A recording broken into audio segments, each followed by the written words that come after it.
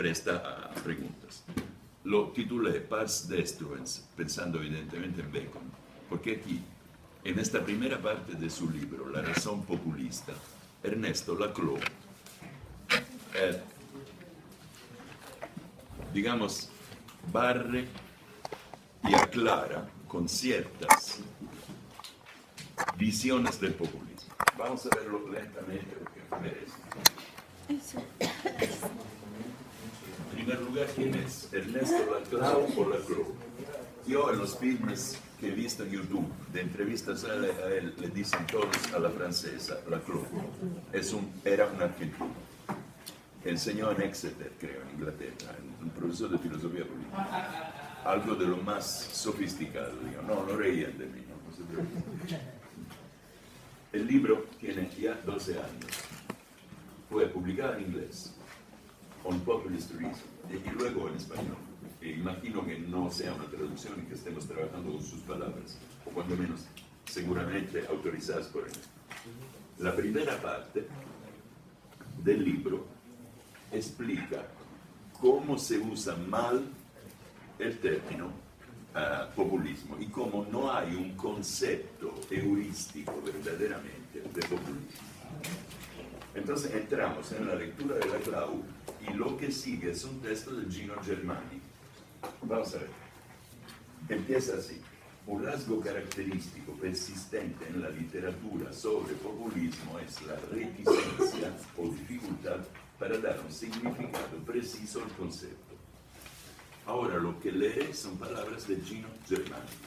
Gino Germani es un sociólogo italiano que se exilió en Argentina y luego ahí fue muy importante para la sociología de ese país.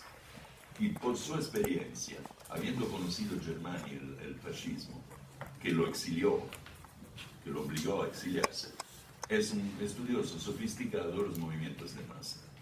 Ahora, Laclau utiliza el texto de Germani para, volveremos sobre Germani, lo leeremos, para decirnos en qué es difícil, pero aún no por qué, sino en qué es difícil describir bien el populismo.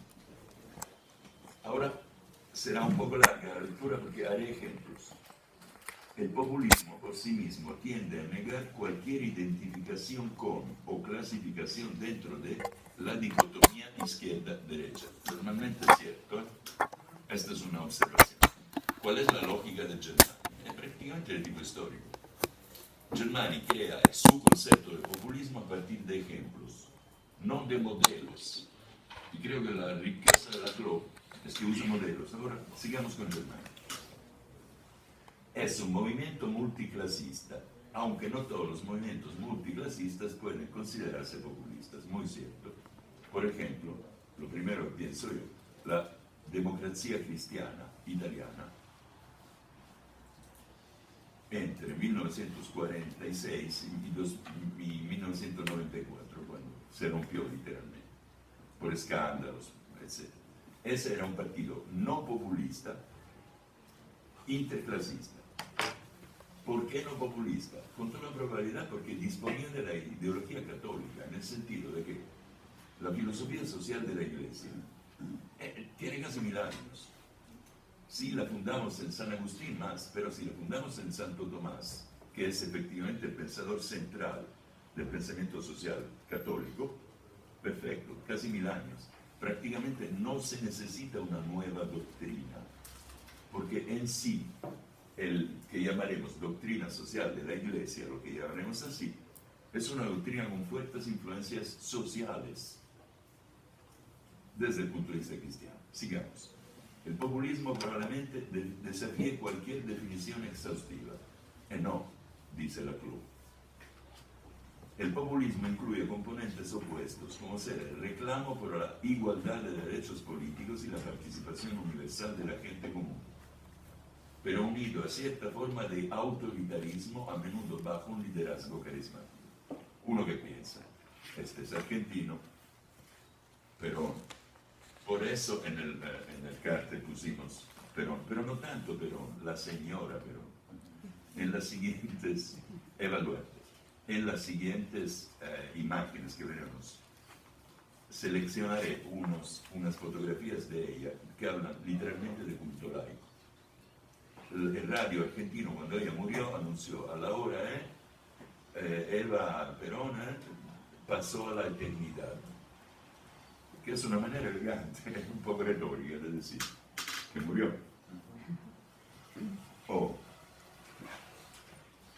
También incluye demandas socialistas, o al menos la demanda de justicia social, una defensa vigorosa de la pequeña propiedad, fuertes componentes nacionalistas y la negación de la importancia de la clase. Esto es fascismo. Es cierto que es populismo, pero es también fascismo y nace como tal. Esto va acompañado de la afirmación de los derechos de la gente común. Subrayen gente común, porque es un concepto dificilísimo. Como enfrentados a los grupos de interés privilegiados, generalmente considerados como contrarios al pueblo y a la nación. Otra vez Perón aquí, es perfecto, ¿no? Presentó su elección como escoger entre Perón y el embajador de Estados Unidos. Si no se llama populismo puro esto, ¿qué otra cosa podría ser?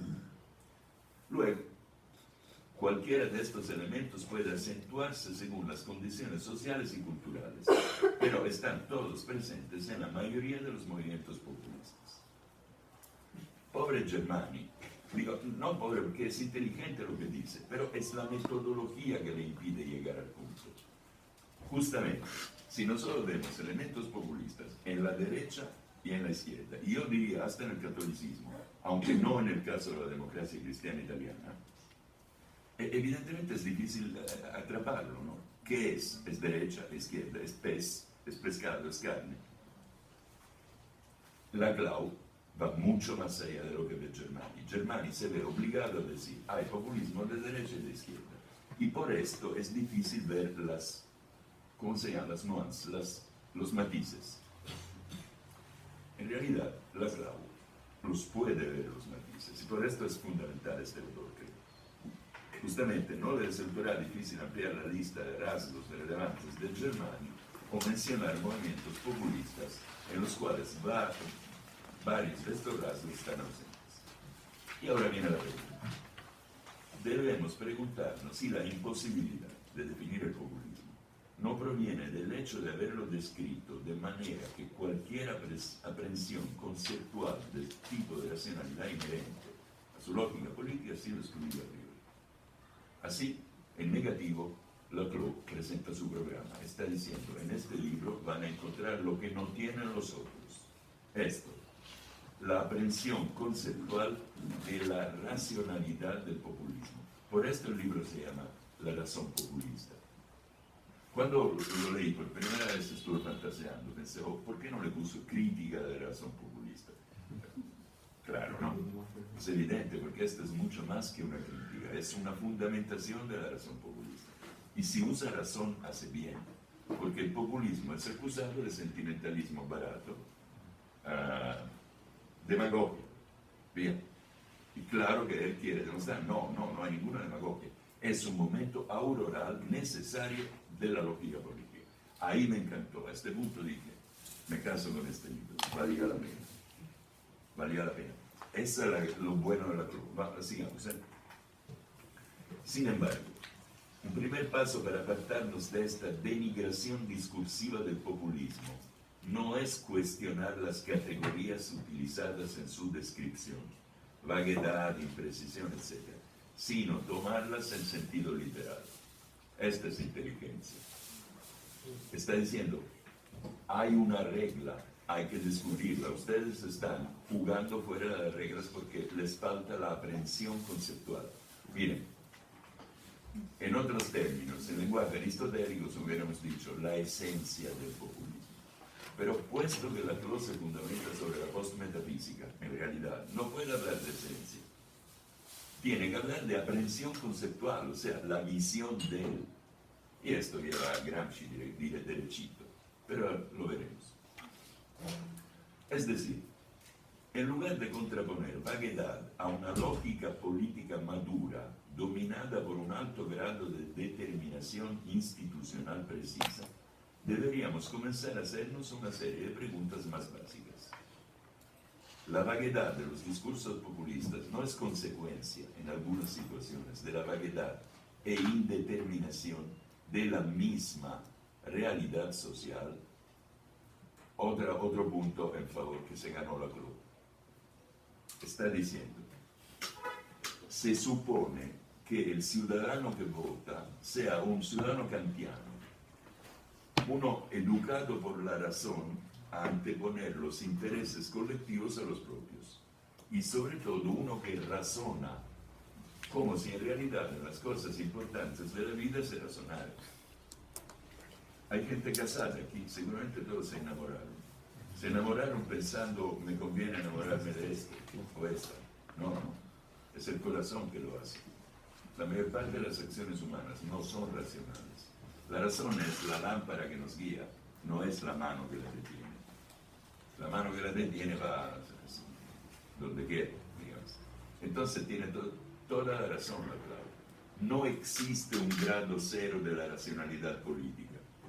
Todo lo político necesariamente tendrá que ser vago porque estamos construyendo en una situación vaga. Habla abiertamente aquí de la vaguedad e indeterminación de la misma realidad social. Ahora, indeterminación sabemos, el principio de Werner-Heisenberg, ¿no? Transferido a la ciencia social, en realidad a la vida común. La indeterminación es obvia. ¿Qué sé yo si verdaderamente el agua va a hervir a la 1:30 para tirar los espaguetis? No lo sé, no lo puedo saber. Entonces, fijémonos en un punto. El concepto que él tiene de realidad social es tan analítico que su, digamos, honestidad intelectual le impide de hablar de clases. Él y su señora son post-marxistas y lo eran ya antes de que se disolviera la Unión Soviética. Ellos representan la tercera oleada del marxismo. Lo veremos en la siguiente y también en la cuarta sesión. Pero quiero que lo entiendan bien. No hablan de clase social, no hablan de determinación en última instancia. El aspecto más metafísico del marxismo. Llegaremos a esto con más calma, pero les quiero decir que aquí hay más Derrida que Marx. Marx en realidad aparece como el avatar de la divinidad de las ideas de izquierda, pero ya cosa para la biblioteca. Por eso él y su mujer tuvieron que tolerar las enfrentas de la izquierda tradicionalista, porque, miren, bueno, hablaremos de esto, no y dice, no sería el populismo más que una tosca operación política e ideológica, un acto performativo, no dita. John Austin, Austin como la ciudad. Un texto de 1955, me parece que se llama Cómo hacer cosas con las palabras. Contiene la teoría de los actos performativos, que son frases que crean la realidad, actos lingüísticos performativos, frases que crean la realidad en el momento en que la enuncian. Por ejemplo, uno de los ejemplos es la frase de Cristo a Lázaro, levántate y camina. Y ese se levanta y camina. En César Vallejo encontramos un magnífico ejemplo. Dice que su madre le subía el cuello del abrigo, no porque fuera invierno, sino para que fuera invierno. Es un uso performativo. Por ejemplo, las palabras te amo es de tipo performativo, porque pretende enunciar el acto en el momento en que lo enuncia. Como si diciendo te amo, empezara el amor desde ese momento, digamos. Estos son actos performativos del lenguaje.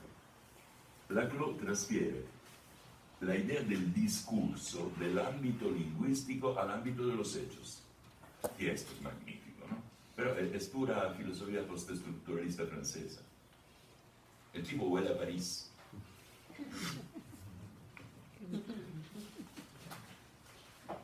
Dotado de una racionalidad propia, este acto performativo, que es el hecho de ser vago en determinadas situaciones es condición para construir significados políticos relevantes.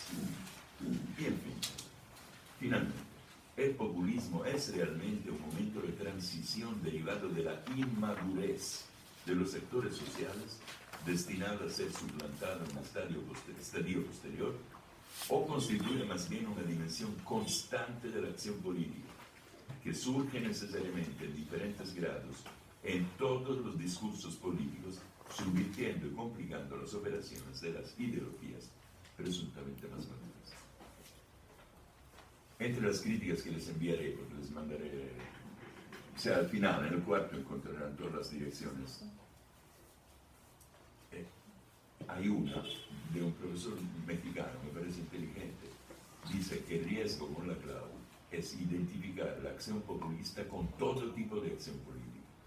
Por esto yo insisto en el punto, volvamos a leer esto, surge necesariamente, en diferentes grados, subvirtiendo y complicando las operaciones de ideologías más maduras. Y es una operación política normal en política. Entonces, cuando vi esto, yo pensé, ¿dónde puedo ir a ver algo? Y abrí las historias florentinas de Maquiavelo, que narran exactamente esto, la formación de facciones.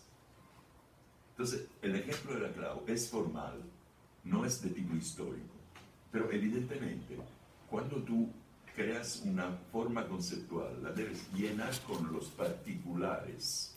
O sea, según la lógica aristotélica, ¿no? Lo universal y lo particular. Funciona también en este ámbito lingüístico. Por ende, en el libro de la CLAU, en parte, hay ejemplos. El más largo y dotado, naturalmente, es el de Argentina. Pero no los puse, porque esto no es lo nuestro es la lógica populista, no es la historia de Argentina. Cuando es necesario, se cita. Por ejemplo, ahora es necesario que yo cite Mussolini. No el Mussolini de las estatuas, no, ridículo, etc. No el hombre estatua. El Mussolini de la creación del movimiento fascista. Lo podemos considerar verdaderamente un creador, un legislador a la manera de Maquiavelo. Los 10 libros de Tito Livio, el comentario, y un populista perfecto. Vamos a ver qué. Cuando leí el libro de la CLAU, me vino a la mente todo lo que había leído, es mucho, créanme, sobre el origen del fascismo. Yo en realidad, me especialicé en movimientos de derecha radical y naturalmente movimientos de la izquierda radical también, porque son hermanos. Y leo lo que dice la CLAU y pienso, vamos a ver si Mussolini hizo así. Sí. Él no lo cita, no importa, cita otros casos, no es que no lo conozca. Mussolini actuó así. Le recuerdo brevemente cómo. Mussolini era un socialista, el más brillante periodista y director del periódico Avanti. Era exponente de la izquierda del Partido Socialista. Muy radical. En 1914, en agosto, cuando la Primera Guerra Mundial, él está en contra. 2-3 meses después tiene la gran idea, que lo apareja con Lenin. Vamos a entrar en guerra. Italia se había abstenido porque tanto el movimiento católico y el mismo Papa como el Partido Socialista no querían la guerra, la consideraban una guerra imperialista. Mussolini, con dinero francés, y esto no para hablar mal de él, cuando uno quiere tener un periódico necesita el dinero, lo expulsan del partido, crea su periódico, y en este periódico, financiado por Francia, hace la propaganda que Italia entre en la guerra. O sea, traiciona toda la tradición socialista. ¿Por qué? Por una intuición del momento que había tenido el mismo Lenin. Esta guerra es el fin del imperialismo. A esta guerra seguirá algo. Vamos a entrar en la guerra, porque si no, no haremos la revolución mundial. O sea, hizo la propaganda, la entrada en guerra como un socialista, y con esto obtiene, uno, gran parte de la izquierda democrática italiana, sobre las ideas nacionalistas de Mazzini, quiere hacer guerra a Austria, que es un imperio multinacional, y por ende contrario al principio de nacionalidad del siglo XIX. Mussolini logra unir alrededor de esto hasta sus enemigos mortales, los nacionalistas italianos, gente que solo quería la guerra, no importa con quién la hagamos, hagámosla. A este nivel, como puedo decir, de perversión política habían llegado. Y ya une tres fuerzas. ¿Saben cuándo se pone verdaderamente peligroso? Cuando es capaz de hacer de su lado la reacción antiagrarista que hubo en las provincias más ricas del norte de Italia. Me explico. La Primera Guerra Mundial se hizo con infanterías. Las infanterías eran de origen campesino. Lo sabemos, ¿no? A esta gente se le envía al frente en una guerra terrible con una promesa social, porque es una guerra del 900. Cuando vuelvan del frente y ganen, haremos la reforma agraria. Entonces, el gobierno, engañando a la población, entra en la guerra para completar la unidad de Italia, rescatar provincias italianas y hacer finalmente el país equitativo. No es cierto, obviamente. 700.000 muertos, 1,5 millones mutilados, para nada. En ese momento nace una feroz guerra civil en Italia que permitió a Mussolini aprovechar de esto. ¿Cuál era la guerra? Imagínense que yo soy un pequeño terrateniente. Soy un abogado, vivo en Bolonia, y tengo un campo. Miren, eran miles las familias italianas así. Se utilizaba mucho este sistema. Yo vivo en Bolonia y hago el abogado. El campo es mío, tú eres mi campesino. Hacemos miti-miti. Yo no te corro nunca, pero la tierra sigue siendo mía. Con las agitaciones socialistas que siguieron la Primera Guerra Mundial, muchos de estos burgueses se vendieron la tierra porque hubo mucha violencia y no convenía. ¿Quién compró la tierra? Campesinos socialistas con dinero. Y se convirtieron de socialistas a fascistas el día siguiente, porque esta vez la propiedad la tenían. Mussolini no tuvo inmediatamente la finura de entender a esta gente, que eran reaccionarios, literalmente. Eran gente con el síndrome de Rambo. Habían vuelto del frente, deschavetados, como dicen aquí, solo entendían violencia. Además, imagínate, un tipo como él, o él, estudiantes, ¿no? O, bueno, el ejército te llama, te pone una estrella aquí y te envía al frente a ser el protector y el jefe de 40 campesinos, que a veces son más grandes que tú. Esto, la mentalidad de una generación, literalmente, cambiada al fuego de la guerra. Lo sabemos, basta con leer la literatura de esos años. Cuando Mussolini entiende que esta gente es disponible, cabalga el movimiento y termina siendo lo suyo. Y se convierte en un jefe carismático de un movimiento. No hagan caso a las tonterías de Dennis McSmith. Ese tipo verdaderamente es la única información que hay en México sobre Mussolini y sus libros son horrendos. Así que cuidado, lean otras cosas sobre Mussolini. No es el payaso que decía, solo, era también payaso. Ahí tuvo la fuerza de unir este movimiento alrededor de palabras vacías. Mussolini utilizaba conceptos tan amplios porque le resultaba necesario conciliar al ex socialista con el republicano, con el monárquico. Entonces el fascismo, de hecho, Mussolini siempre lo decía, no tenemos una doctrina, somos oportunistas. Esto es típicamente populista.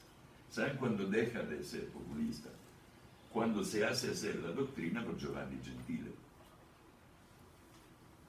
Si alguien lee el italiano, busque en red, está la Treccani, la voz fascismo, firmada por Benito Mussolini, en realidad fue escrita por Mussolini y Giovanni Gentile. Volveremos a hablar de él en oportunidad de Gramsci. Aparte. A este punto el fascismo tiene una doctrina. Pero Mussolini, como todos, era medio intelectual, ¿no? Y despreciaba a los intelectuales académicos, como la mayoría de los periodistas, normalmente. Entonces Gentile, que era uno de los máximos filósofos italianos, director de la Biblioteca Nazionale, la Academia, Treccani, le prestó la pluma. Y de ahí se nota que ya no es populismo, es una doctrina nacionalista depurada, casi sin Nietzsche. Entonces ahí Mussolini fue verdaderamente hábil. De hecho, yo comparto un juicio de Giorgio Bocca, un historiador nuestro, que decía Mussolini era un excelente maestro de política interna, pero en política exterior era incapaz. ¿Por qué? Porque la política exterior, para hacerla, hay que ser imperio. Cuando tú no eres un imperio, mejor te callas y esperas que no te muestren.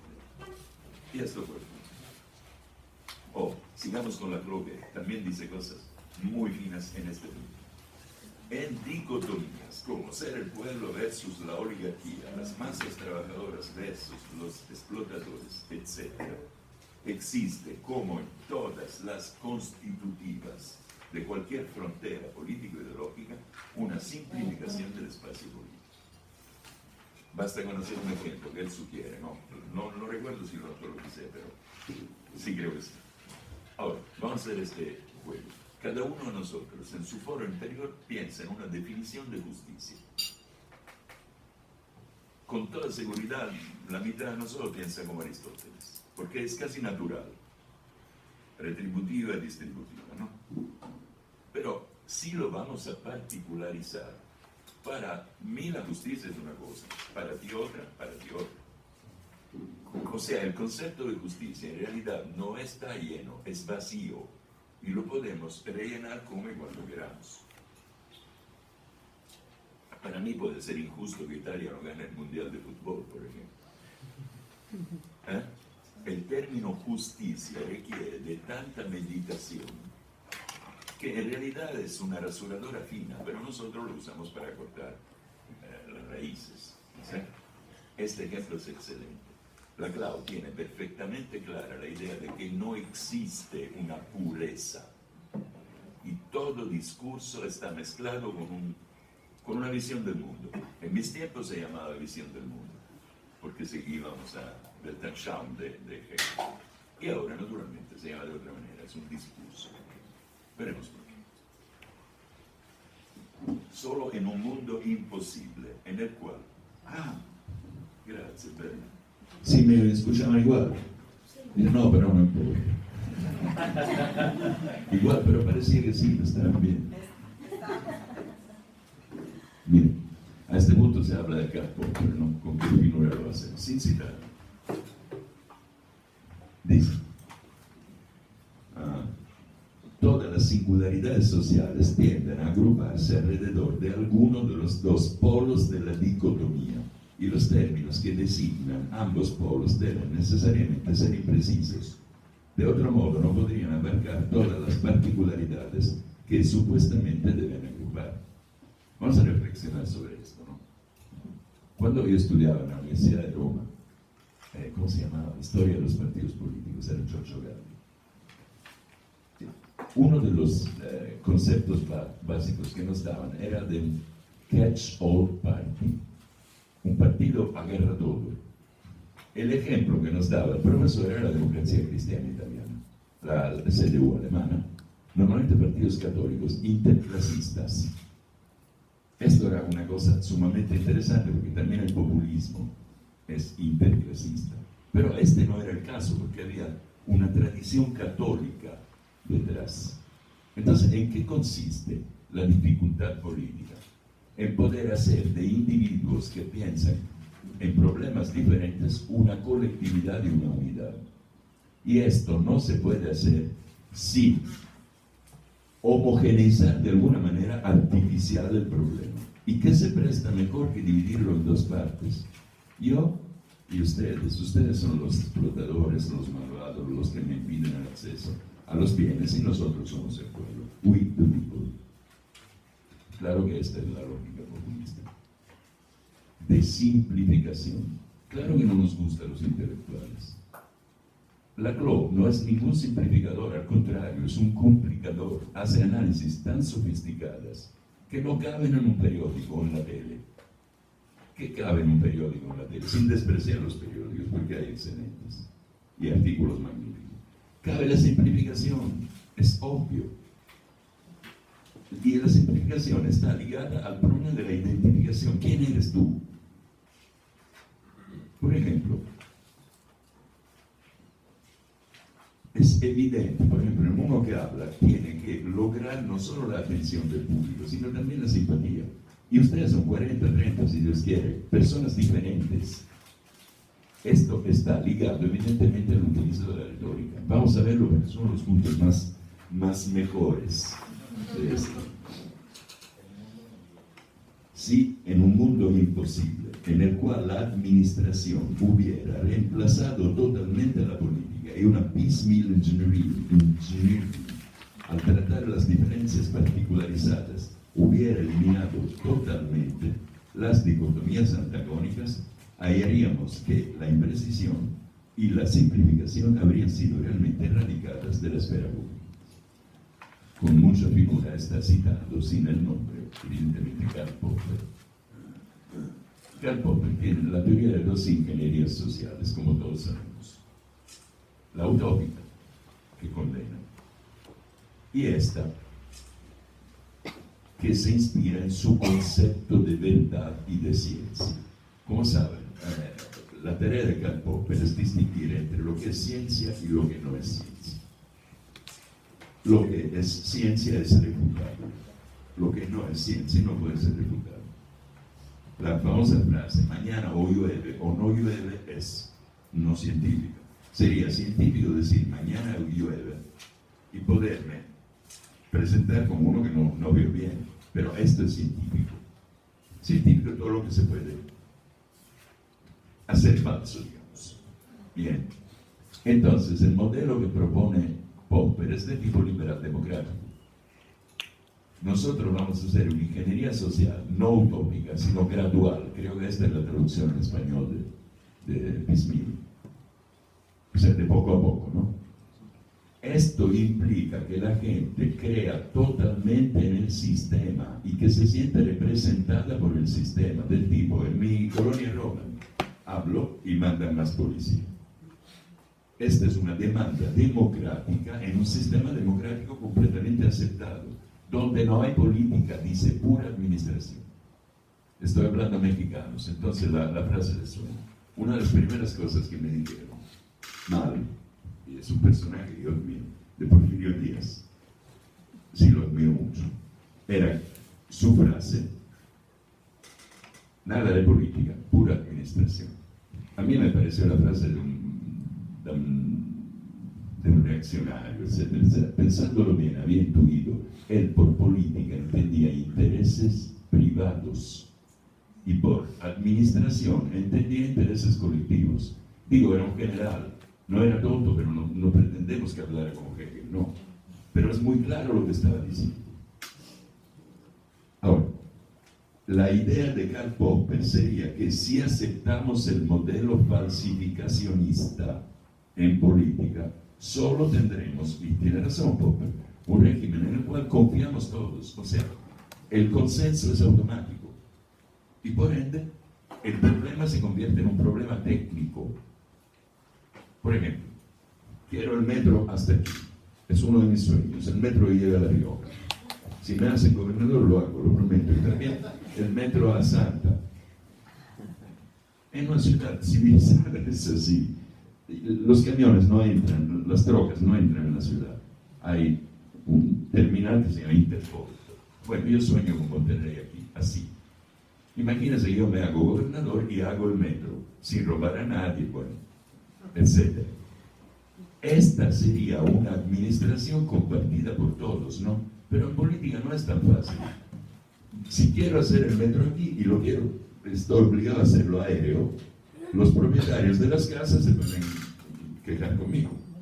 O sea, realmente Karl Popper propone un sistema en el cual se entiende que los deseos son racionales, pero el hombre no es racional. Miren, ¿cuál es el país más libre del mundo? Holanda, ¿no?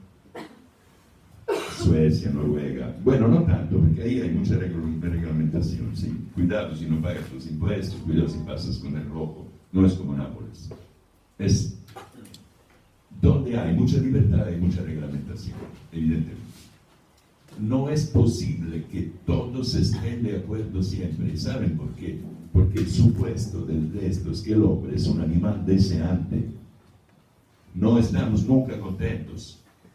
Si el metro llega hasta La Rioja, yo puedo morir contento habiendo dado esto a mi Nuevo León. Seguramente no solo habrá protestas, sino después de La Rioja dirán, ¿y cuándo llega el metro hasta el pueblo mágico? O sea, estamos siempre insatisfechos, y más en una situación que yo he conocido muy bien, de mi generación, de las demandas crecientes. Quiere decir, yo no tengo título de estudio, mi hijo lo tendrá, ganará más, su hijo tendrá un mejor título de estudio, ganará más aún, etc. Cuando tú esperas la vida así y luego no te llega, es como si te invitaran a las bodas y luego te dejan, como dicen aquí, como esposo de pueblo, etcétera, etcétera. ¿Cómo dicen? Novia de rancho, vestida de colorado. Perfecto. Sí, yo tengo que pasar también en las ciudades, ¿no? Sex in the City, ¿recuerdan? Populista esa cosa, ¿no? Bien. A este punto nos encontramos con esto. Si hay una situación de creciente insatisfacción, entonces el populismo está a la vuelta de la esquina. Y es sobre esto que fundamenta el análisis. Por ende, el análisis es formal. Pero si nosotros vamos a leer libros de historia, no perdemos nada, al contrario, ganamos todo. Dice,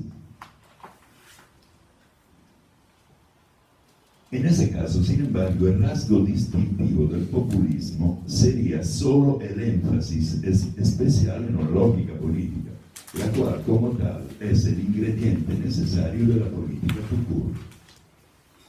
O sea, la política sin adjetivos. ¿Tiene razón o no? Esto es uno de los problemas. Esto lo tenemos que pensar. Les mandaré entre los envíos un ensayo,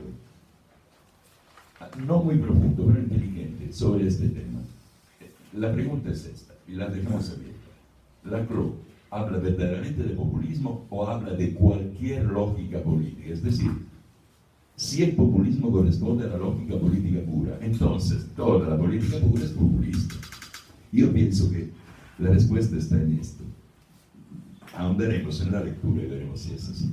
Para mí el populismo es perfecto para momentos de crisis. Pero esto no quiere decir que no existan momentos que no son de crisis.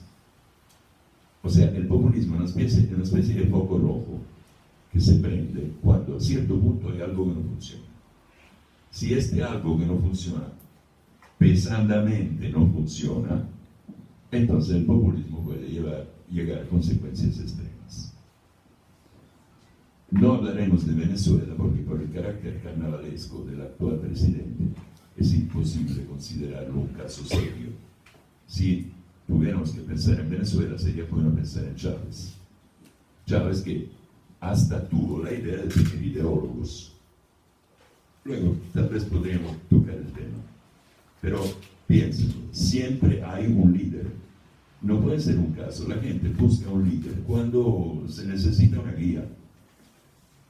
Entonces, sí se prestan momentos de crisis, pero yo exagero tal vez. Yo pienso que la política se hace solo en momentos de crisis. Estoy de acuerdo con él. El resto se llama administración. La verdad, nadie baja a la calle para aplaudir al alcalde con la foto del alcalde y lucha por... El alcalde es un empleado nuestro, nada más. En un gobierno normal ni siquiera necesita el brillo. Cuando, sin embargo, se necesita el brillo, tiene razón. ¿Recuerdan esa frase de Bertolt Brecht? Pobre del pueblo que necesita de héroes. Es esto. El populista, el jefe populista es un héroe viviente. Miren la incapacidad, por ejemplo, por su personalidad de Zapata de ser un líder populista. No amaba el contacto, no era un payaso, era un mexicano en el sentido que yo admiro de este país, ¿no? Lleno de silencio interior. Este no hubiera podido ser un líder populista. No sé si sus ideas lo fueran, no creo, porque luchaba por los campesinos, no por una combinación de clases, ¿verdad? Entonces, utilicemos la óptica que nos enseña Laclau para releer la historia. Y ahora, lo último, en cauda venenum. En toda estructura dicotómica, una serie de identidades o intereses particulares tiende a reagruparse como diferencias equivalenciales alrededor de uno de los polos de la dicotomía. Diferencias equivalenciales, estos son términos clásicos de la jerga de la RAE. Los encontraremos, normalmente los subrayo o los comento. Pero ¿cómo vuelve sobre el tema?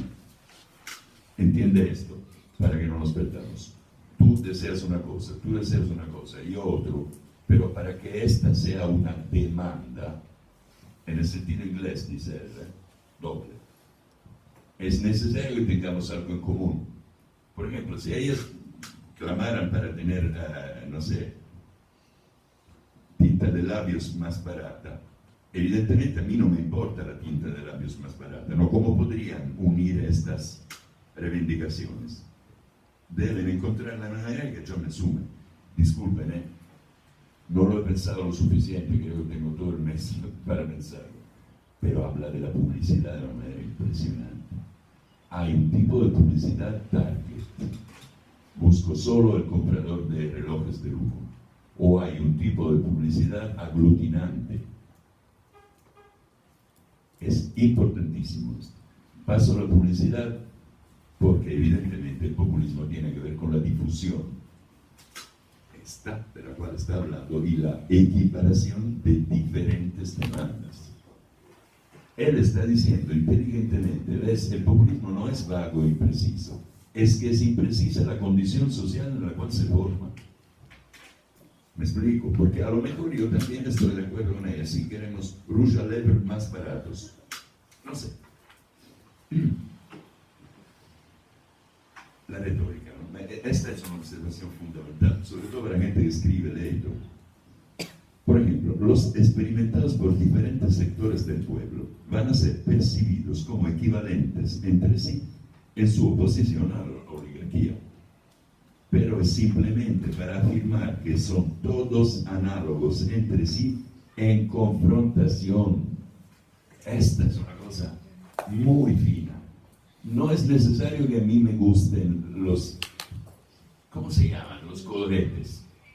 Es necesario que mi demanda se sume a la suya, porque todos podemos tener algo en común. Lo mío podría ser, quiero que cuesten menos las tintas del pelo, no sé, cosas así, porque me puede convenir de alguna manera. Alguien me lo tiene que encontrar el punto. Y claro que este punto es el líder. Aquí se le propone el punto. ¿Este líder es un intelectual o es un político exportable? Los políticos no son intelectuales. Es otra cuenta. No son poetas, no son escritores. Si lo son por caso. El político es un hombre de acción. Entonces a él le importa muy poco el peso de las ideas, porque las ideas que se agitan en política ya están sin peso. Le han quitado toda la carga inteligente. O sea, si yo pienso, bueno, lucho por la justicia, lo natural en un intelectual es pararse y decir que entiendo por justicia. En un hombre de acción es ver el primero que identificas como injusto y darle de cachetadas. Y así funciona. El líder debe ser uno capaz de hablar de cachetadas. ¿Han visto cómo se mueve Trump? A mí me da miedo. Yo con un tipo así no hablo, o con un palo. Se movía como un tigre. Y yo pensaba, pierde el deficiente, no entiende, no se puede hacer así, acosar a una señora, ¿no?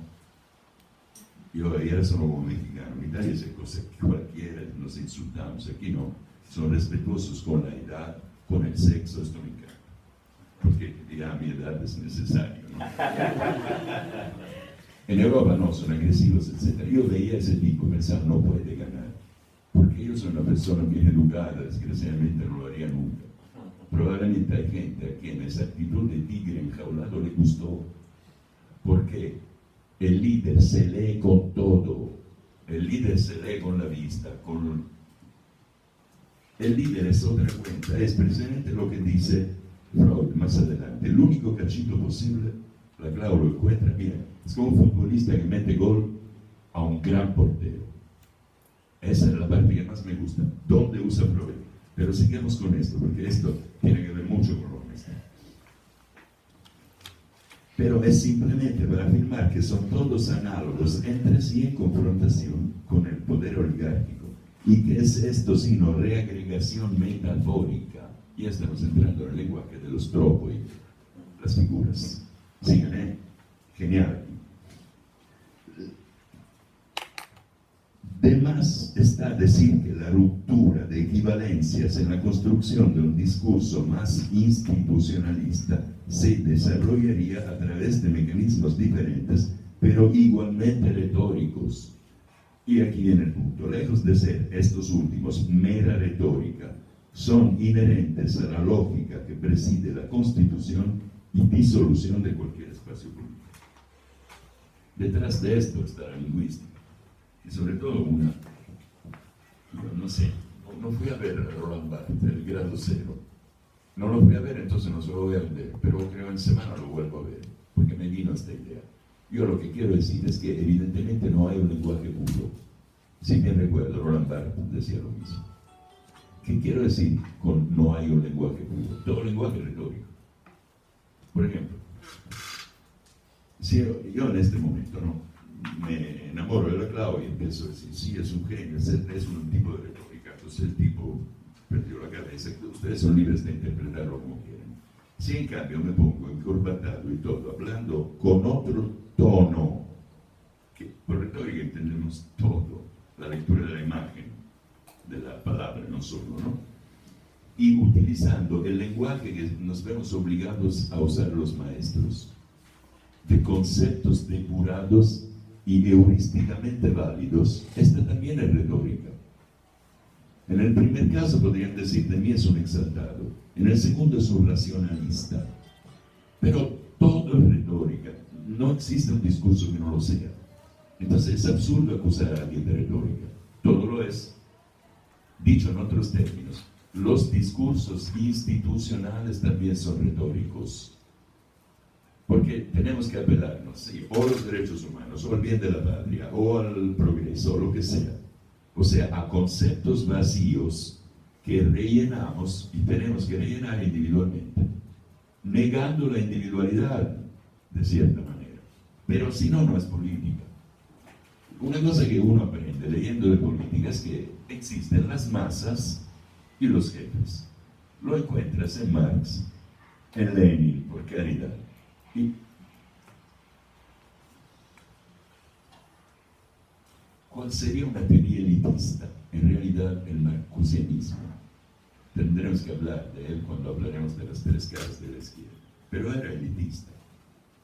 En cambio, el don que nos hace la Clau es escribir un libro elitista sobre un fenómeno no elitista y darnos la posibilidad de verlo como tal. Por esto insisto mucho en la genialidad de lo que él dio. Porque además, por otra razón, recupero uno de mis lecturas preferidas, de mis preferidos autores, Carl Schmitt, el teórico del nacionalsocialismo. Yo diría de la democracia totalitaria, más bien. La esposa de la Clau con mucho valor lo cita, la Clau lo cita menos, pero Carl Schmitt es el protagonista de esto. Hasta ahora hemos adivinado una cosa: la política se hace en base a contraposiciones polares, nosotros, los otros. Bueno, como lo veremos en la cuarta, la doctrina de Carl Schmitt se fundamenta en esto. Lo típico de lo político es la contraposición amigo-enemigo. Aquí está. Nosotros no los buenos que sufrimos, y nosotros los desgraciados que nos quitan la hamburguesa, etc. En el caso norteamericano, los otros son los mexicanos. Trump puede llamar otros a los mexicanos, a los chinos, a lo que quiera. Esta contraposición es lo político. Atención, nosotros nos hemos formado en el culto de la política tipo ONU. O la política se hace entre gente civilizada, que no son enemigos, son adversarios de conversación. Este es el punto de vista liberal. Lo bueno de la Clau es que recuerda que la política se hace con esto, o con la lengua, y que un buen bocón involuntario, como el futuro presidente que tenemos al lado, increíblemente un hombre vulgar. Tal vez la vulgaridad tiene su estilo, pues tal vez sabe dónde pescar. Berlusconi era terriblemente vulgar también, ma vulgar pesado, de dar vergüenza. Recuerden, la identificación populus plebs. El pueblo no es plebeyo en el pensamiento es la transformación de lo plebeyo en un pueblo. Es muy interesante esto, ¿eh? La Clau no habla de esto, porque esto sería, sí, sería de periódico, pero te deja tocar el punto. Otra forma de desestimar el populismo es legado a la mera retórica, pero en el movimiento tropológico de los tropoi, de las figuras, lejos de ser un mero adorno a la realidad social que podría describirse en términos no retóricos, debe entenderse como la lógica misma de la constitución de las realidades políticas. Claro, certamente, como acabamos de verlo en Carl Schmitt. Luego, vamos a ver si vale la pena leer algo más antes que, ¿saben qué? 10 a la 1, ya llegué tarde. En la siguiente empezamos con esta última parte, sugestión, imitación e identificación. Pero dos palabras se las quiero decir. Una de las partes más interesantes del libro, él empieza a ver el maltrato de las masas en los intelectuales europeos a partir de Hippolyte Taine, Gabriel Tarde, naturalmente Gustave Le Bon y luego Freud. Miren, las masas,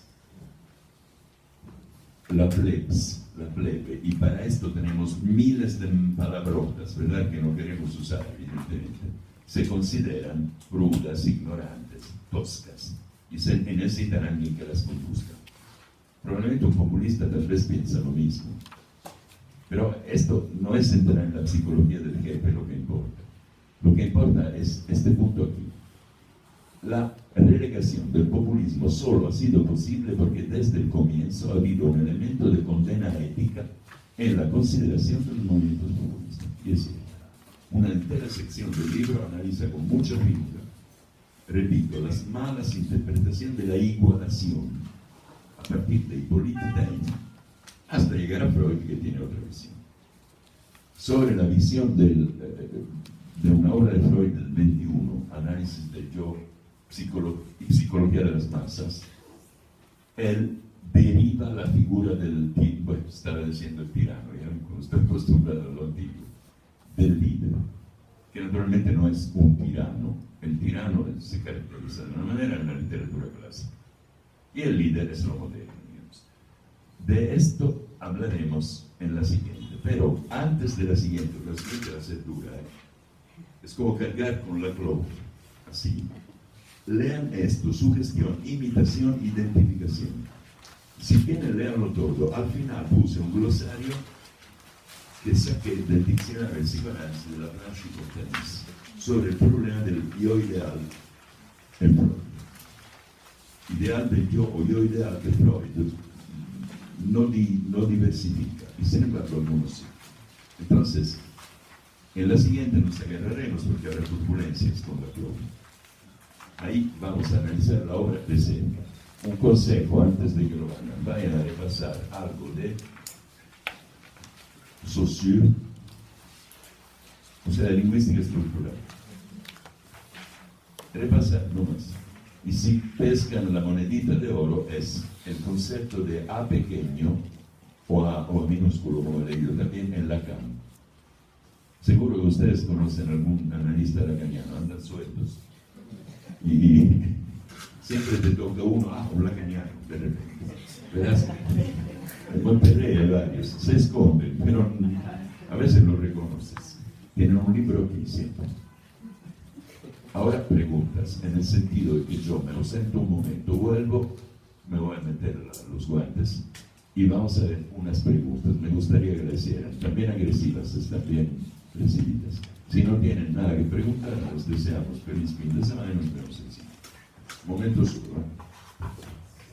Cocinen preguntas, que es más divertido que otra cosa.